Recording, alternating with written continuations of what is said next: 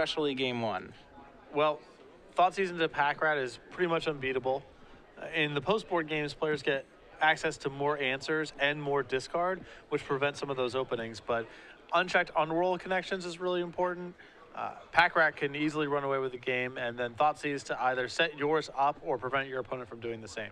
Those are the critical pieces. Zach has an additional copy of Duress in his main deck to facilitate, both of these game plans, and also a single Ratchet Bomb in his main deck that allows him to catch up in the event that a player is able to, run away potentially with Pack Rat or Underworld connections. And we've seen both players keep Justin on the draw, Zach on the play. Zach's going to go ahead and Thoughtseize, and he is glad he did. There we see 2 lands and 2 Pack Rats in Bransfield's hand. Certainly a good recipe for the mirror. However, so Jesse's going to take 1 of the 2 Pack Rats. That leaves Justin with 2 lands, Night Veil Spectre, Pack Rat, Underworld connections. And can Jesse hit the other rat before it's on the board? That will be, we will see. Well, Justin also doesn't have his 3rd land as of right now, too. Right. And one of the advantages Zach gets from being on the play is one that you just see in his draw there, is that he actually can Hero's Downfall a Pack Rat because he'll have that 3rd land in time. You see Temple of Silence is the 2nd play for Jesse, and he's going to go ahead and scry to the bottom.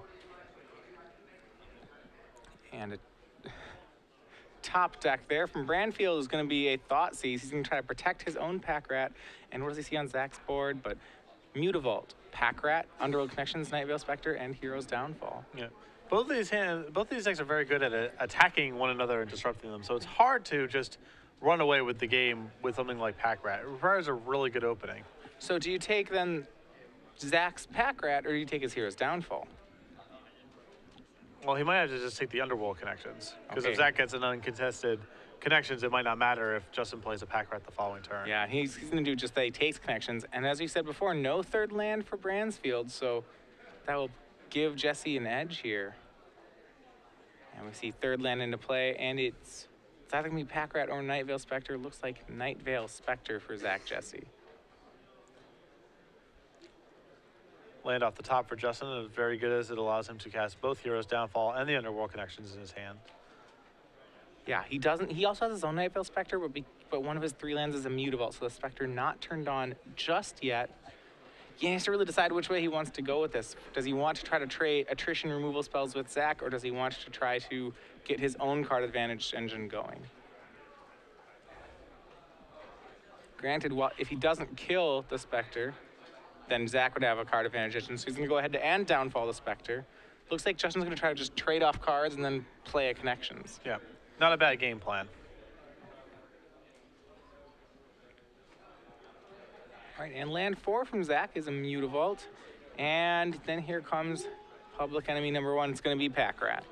And you can see Zach is just consulting his notes here at every turn here to make sure that there's nothing he forgot.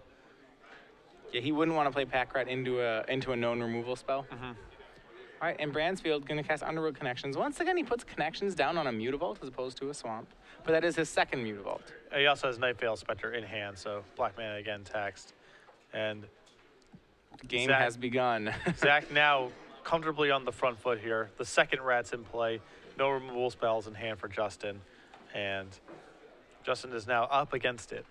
Yeah, so Zach's going to, now on 5 mana, is going to pay 3, discard a Hero's Downfall to make a Pack Rat, activate Mutavault, turning it into a rat, and that's an attack for 5. Justin is down to 12. And it never really ceases to amaze me just how fast the Pack Rat army gets online. Mm-hmm. You know, what is it? As early as next turn, I almost want to... No, well, not next turn. We're 2 turns from threatening lethal already. Yeah, next turn would only be for 10. All right, and a Pack Rat of Justin's own is made. So once both players have Pack Rat, the things that matter are obviously who has more rats first, amount of mana in play, and Mutavaults. Those are the things to be looking for. So the fact that Justin has... Jesse made the first Pack Rat, which is pretty important, but Justin is up a Mutavault. Still, though, you'd think that Jesse's the one ahead in the situation. Yeah. The best answer to an opposing Pack Rat is getting the ball rolling on your first Pack Rat. It makes blocking very challenging for your opponent. All right, so we are back on Zach's turn. 5 lands in play. 1 is a Mutavault. You see he has 2 rats, 2 cards. The cheap removal is also important. Devour Flesh, if you're playing copies of Ultimate Price, things that allow you to break serve. Right, just trade a pack rat with something that's not a pack rat. Yeah. All right, and Zach's going to go ahead and animate that Mutavault again and start an attack. He has pack rat, Mutavault, pack rat attacking. The rats are currently 3/3s. The Mutavault's a 2/2. He does have the mana to make another rat. So if there are no blocks, Zach could deal up to 10 damage if he wanted. Now Justin's trying to figure out how to block. Remember, he does have the option of, say, animating just 2 Mutavaults here, turning his rat into a 3/3. He can try to put the Mutavault in front of something. But there's a lot of tricks he's opening himself up to. Well, doesn't he break serve there? If he makes his rat a 3/3 and eats Zach's Mutavault, can he? I think he's going to animate Mutavault. He's going to do, I think, just that: animate Mutavault, and. But if there's a removal spell for the Mutavault that has the connections on it, then it's. I think that is exactly it. Zach's going to go ahead and downfall the Mutavault with the connections on it. And one question I have is whether or not he waited for the block to happen. Yeah, he did. So his Mutavault still trades away with Justin's pack rat, but Justin's actually now out of rats. Yeah. And Justin still needs to find 2 removal spells next turn to get out from under this. He drew another land, his hand 3 lands, and Night Veil Spectre. That will likely not be enough. We see Night Veil Spectre cast there. And Justin is into damage control. And we see a Mutavault drawn from Zach. That means that a double chump block is going to have to happen from Justin.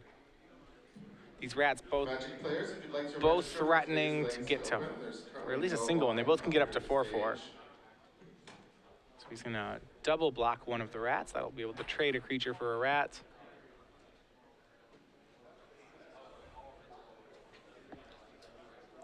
Just ordering blocks right now. Yep, it's going to go ahead and activate Mutavault. Discard a card to make a pack rat. And the original pack rat's gone, but 2 of his friends remain. Justin now down to 1 life point. And with 3 lands, that means that game 1 will go to Zach Jesse. So, up 1 game on Justin Bransfield. Being on the play, pretty important there. Being on the 7-card hand, pretty important. So we're going to be going over the sideboards momentarily, but first we have a trivia question. This is for 1 full year of Star City Games Premium. And since it's for a full year, we're in the finals and all that kind of stuff, we want to make you work for it just a little bit. All right. We've been talking a lot about the 2014 Star City Games organized play rollout, the Players' Championship at the end of the year, and leading up to this is currently Season 1, which we're in right now. All the seasons are bookended by invitationals. The first invitational is being held in March 28th through 30th. That's the end of Season 1. In what city is that invitational being held? So, again, tweet your answer at SCG Live, hashtag SCG Premium, and 1 correct respondent will be selected for a full year. Like I said, this one's not, it's not easy. I wouldn't be surprised if you didn't have this information readily available to you, but it's for a full year, so put in a little effort. Yeah, the Invitational is always great events at the end of each season. We have 4 of them throughout the course of the year. All players in the top 8 of an SCG Open are qualified. Even if you can't make it out to an Open, though, you can find an IQ near you to qualify for the event. Yeah, through the Open Series, through IQs, you can qualify for this event as well. Possibly springboard yourself to the Players' Championship at the end of the year. So let's take a look at the sideboards here. We have, the plans in the mirror match are pretty straightforward. You want additional card drawing, additional disruption, additional removal. That's kind of the formula. Yeah, I remember we had on camera earlier this tournament, we had a mono black mirror where post board, both players, I believe, were down to 0 cards in hand by the end of turn 4. Both of them just actually thought seized and duressed each other until they were out. That's not an uncommon scenario in the mirror here. Yeah. It's you board in cheap cards, you board in a lot of disruption. There's a lot of 1-for-1ing that happens. So if you look at Justin's sideboard, he's on your left. 3 copies of Dark Betrayal, 4 Duress, 2 Erebos, 2 Doomblade, Frigate Cure, and Lifebane Zombie. I think the first 3 cards you hear there, Dark Betrayal, Duress, and Erebos, all coming in. Yeah, Dark Betrayal, obviously great against a black deck. And Duress and Erebos, really good. It's interesting how Duress functions in the matchup. A lot of times you Duress their thought seizes. It's really just a game of the first couple turns are all about this jockeying of, can I actually resolve a pack rat? You're trying to thought seize in each other's pack rats or dark betrayal each other's pack rats, and then you're trying to address each other's thought seizes and dark betrayals. So both players are hoping that it lines up favorably. A lot of times it doesn't. It's this mutually assured destruction, and both pack rats end up dead, they end up thought seized, and that's when you get into Underworld Connections games. Yeah, it's very curious, you know.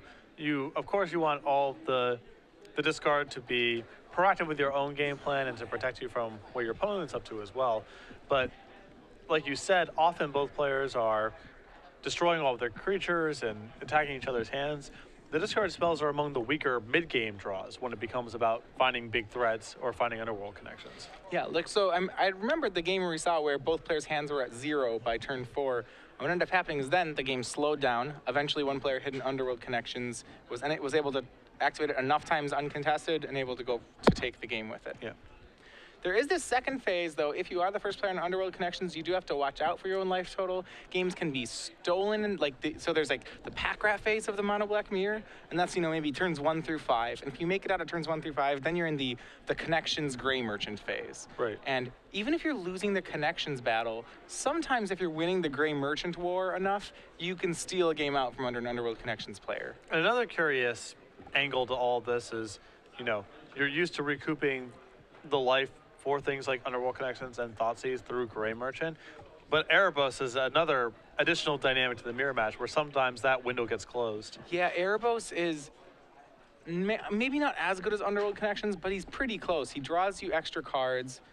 Matches live. And on top of, yeah, he draws extra cards, and on top of that, the no life gain ability is really important at shutting down an Underworld Connections player. And we are underway with game 2 here. This is Bransfield on the play. He started off with a tapped Temple, and Zach actually will have the first play. This is where we see the hand disruption going back and forth. He's going to Thought Seize. Justin kept a hand with 4 lands, Devour Flesh, Pack Rat, and Underworld Connections. So this is a pretty straightforward one. If Zach can kill this Pack Rat, he's going to take Connections, and if not, he's going to be taking the Pack Rat. Yeah, I'm a little surprised actually to see all the Devour Fleshes still in right now. That card's typically, I think, boarded out in the mirror. But yeah, he's going to take the Underworld Connections, but you can tell this game 2 is all about disruption. Off the top, Justin hits a Thought Seize, and now we'll get to see Zach's hand. And Zach's hand was all disruption. We see he kept 4 lands, Ratchet Bomb, Dark Betrayal on his side. Yeah. Ratchet Bomb gives him some ability to get out from under a Pack Rat that's running away with the game or an Underworld Connections. Remember, Pack Rat actually makes a copy of Pack Rat, so unlike most tokens, it has a mana cost. Right. To blow up Pack Rats, you have to set the Ratchet Bomb on 2, but once you do, it will blow up a Pack Rat and all his fellow Pack Rats. And now, oddly, Zach's hand's actually pretty good against discard spells, as he doesn't have a lot of spells to take anymore. Yeah, I feel like so if you describe the game in phases, the Pack Rat phase didn't last very long at all. We're moving already to the Underworld Connections Gray Merchant level of the game. You know, I don't think either player is going to run away with this on a turn 2 Pack Rat. And Zach does play out his Ratchet Bomb, wants to get that under any removal. He wants to make sure that an army of Pack Rats does not get him. Obviously, in a mono black mirror, an artifact is pretty safe once it's on the table. Yeah, he's got a lot of flexibility with it too. You know, he can set the Ratchet Bomb to 2, kill Pack Rat if he needs to, and if he ever is behind on Underworld Connections, move it up to 3 and blow up the Connections. Yeah, what I like about Ratchet Bomb is when it actually blows up, it costs 0. Sometimes if you have a removal spell for Pack Rat, you can leverage like the instant speed of additional Pack Rats to make it really awkward for your opponent. You know, threaten like end step make 2, untap make 2. Ratchet Bomb plays around that really nicely. And we see from Justin, he's going to start chipping away with a Pack Rat. Otherwise, both players just playing lands at the moment. All right, and Zach draws a Devour Flesh of his own. It seems like I may have spoken a little too soon when I said that Devour Fleshes are boarded out. Both players here seem to like it. It might just be a concession to Pack Rat. Yeah, certainly at this point in the game, the Devour Flesh could be better. As, you know, it doesn't answer Underworld Connections. It probably doesn't answer Erebos, and those are really the cards that are going to break open this game. Yeah. You see sort of a weird staring contest where Zach doesn't feel any need to use his Ratchet Bomb just yet. And with the Ratchet Bomb in play, Justin can't really make any additional rats. So Yeah, well, what the bomb does is it also answers any rats that Justin may have since drawn. And that's a pretty good security for Zach. And he's willing to take 1 damage a turn to, I think, to invalidate any possible top-decked rats. The question is for how long he'll do it. If he lets Justin hit him for 1 repeatedly, then eventually that becomes significant because of cards like Underworld Connections and Erebos. All right, so back to our match. Both players have developed lands up to 5. At one point, Zach tried for a Nightveil Spectre. That was quickly met with Dark Betrayal. Other than that, the land drops just continue to be traded. We see in Justin's hand a Devour Flesh, another Swamp, and a Nightveil Spectre. Zach's hand also does contain a Devour Flesh in it. Neither player has been able to find a way to draw additional cards yet. And you got to feel the way the pacing of this game is going. The first player to find an Erebos Art Connections is going to have a pretty substantial lead. Yeah, well, both players' life totals are high enough that I think you hit it right on the head. Sometimes if one player's life total can get very low, then Underworld Connections is no longer good for them. They would need a Connections into a Gray Merchant. But you're right, at 16 and 18, it's all about who can draw more cards. So Justin just says go, not willing to attack into that Mutavault, not willing to make another rat. And Zach will play land number 6, and now off the top he has drawn another possible source of card advantage. It's going to be Nightveil Spectre. That should be able to get the Devour Flesh out of Justin's hand. Wouldn't surprise me if this trades with a Mutavault, yeah. Yeah, and it's going to. Mutavault is activated and sacrificed to Devour Flesh. If this can stick, Nightveil Spectre is a good substitute for Underworld Connections. Yep.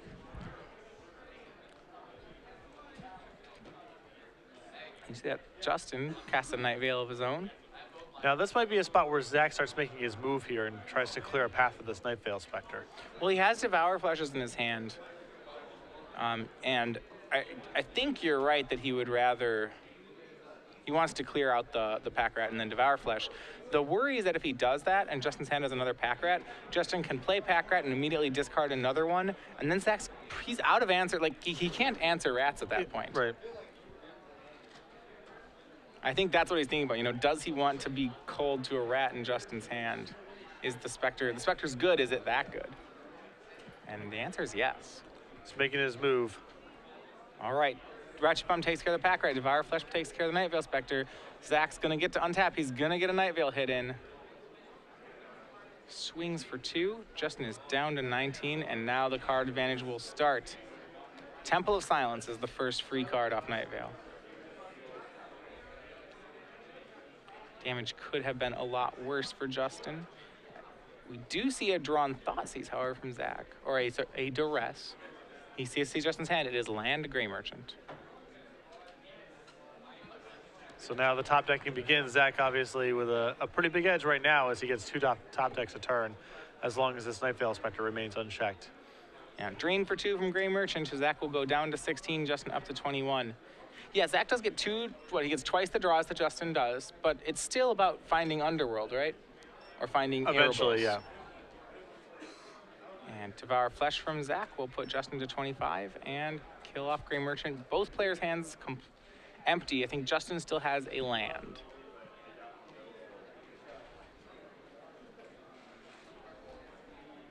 Draw there. Just another hit from Zach. Justin will be down to 19. He gets another free card. It's going to be Pack Rat.